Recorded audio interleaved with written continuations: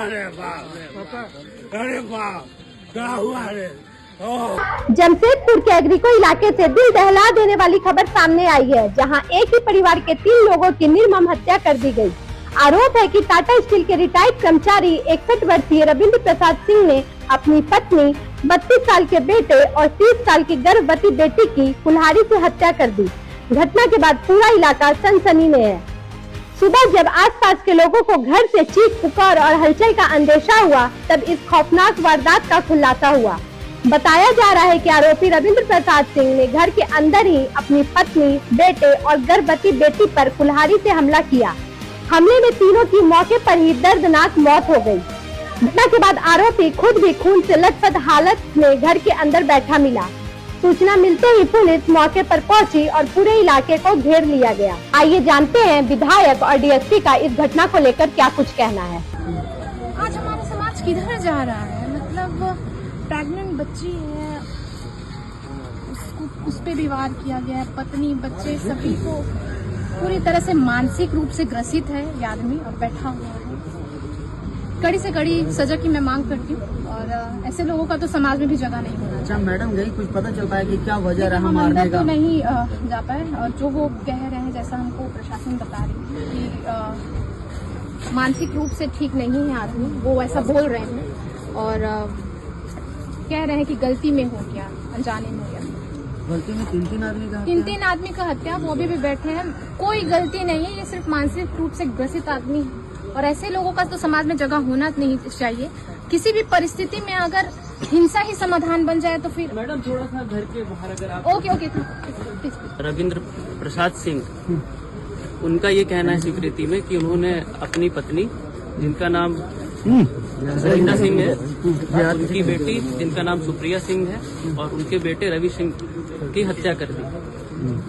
अभी हम लोगों को मौके पे प्लेस ऑफ अकरेंस में पीओ में 2 हथियार बरामद हुए हैं, जो कि एक कुल्हाड़ी नुमा एक हथियार है और दूसरा हम लोगों को हथौड़ा मिला है। अंदर वो जब उनसे पूछताछ के क्रम में उन्होंने अपनी मानसिक स्थिति विक्षिप्त बताई है, तो प्रारंभिक जांच में हम लोगों को सिर्फ अभी बॉडी का पता चला है। 3 बॉडी हम लोग को दिखी है। एक तो उनकी पत्नी, जो कि मैं बता चुका हूँ, सरिता सिंह, दूसरे उनके बेटे जो कि रविकेश सिंह है, और उनकी बेटी सुप्रिया सिंह है। प्रथम दृष्टया ऐसा देखा जा रहा है कि जो उनकी बेटी हैं वो गर्भवती हैं। उनके अभी पति आए, उनसे भी बयान लिया जा रहा है कि उन्होंने बताया कि वो कुछ माह गर्भवती हैं। लेकिन जब कड़ी पूछताछ की तो जो अभियुक्त हैं, जो पिता हैं, उन्होंने ये बोला कि वो मानसिक रूप से स्वस्थ नहीं है। अब आगे की जो अनुसंधान के क्रम में जो भी जानकारी मिलेगी मीडिया बंधुओं को हम लोग साझा कर देंगे। दूसरा ये कि आपराधिक जो इतिहास है हम लोगों ने खंगाला, प्रारंभिक रूप से अभी कुछ नहीं मिला है। तीसरा चीज़ जो बयान में भी आया है उनके दामाद के द्वारा, वो कह रहे हैं कि संबंध बिल्कुल अच्छे थे, साझे थे। मुझे कोई यह विषय में नहीं जानकारी है कि ऐसा कुछ कर सकता है। यह अभी तक का जो अभिप्राय है ये मैं समझ पाया। सर आखिर इस तरह की घटना के पीछे क्या रहा? कुछ पहले से विवाद था या फिर कुछ और? सर अभी तो मुझे जानकारी बस आधे घंटे पहले मिली है और जो क्राइम सीन का मैं अध्ययन कर पाया हूँ, मैं यही कर पाया हूँ।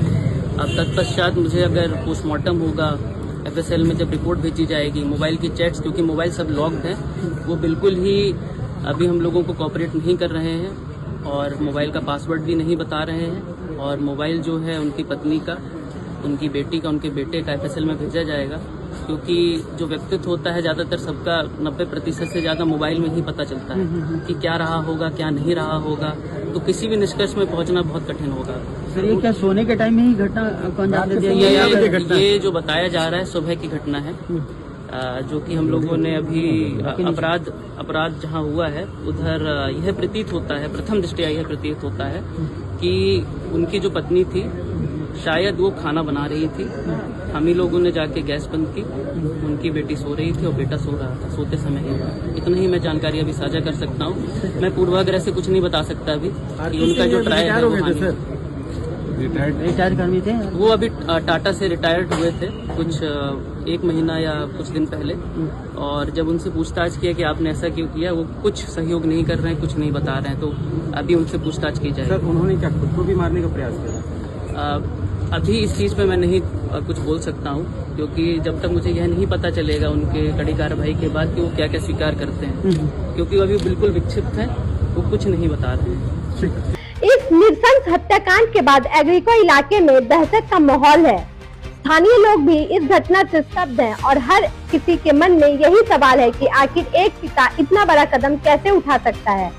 पुलिस फिलहाल पूरे मामले की जांच में जुटी हुई है। घटना के पीछे पारिवारिक विवाद, मानसिक तनाव या कोई और वजह, इन सभी बिंदुओं पर जांच की जा रही है।